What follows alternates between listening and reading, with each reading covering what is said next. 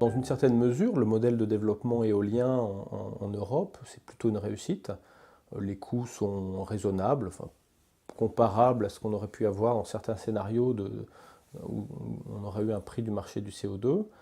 Vous avez différents modèles qui ont fonctionné. Vous avez des modèles donc par appel d'offres publics qui ont été développés, par exemple en France pour l'éolien offshore, qui a fonctionné, qui était plutôt adapté d'ailleurs à des innovations nouvelles qu'on voulait aider, mais sur lesquelles on ne pouvait pas acheter un prix du kilowatt sans limite, parce qu'il est plus cher que la moyenne, donc il fallait limiter le volume sur lequel on le faisait tout en appuyant une filière.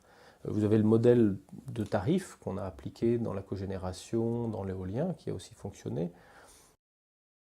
Alors la question que se pose l'Observatoire du long terme, c'est comment soutenir d'une façon durable les énergies renouvelables, d'une façon qui ait un sens à long terme pour les consommateurs, pour les contribuables et évidemment pour les opérateurs privés qui participent à ce marché. Et c'est ça la question qu'on va débattre le 15 mai à l'Assemblée nationale.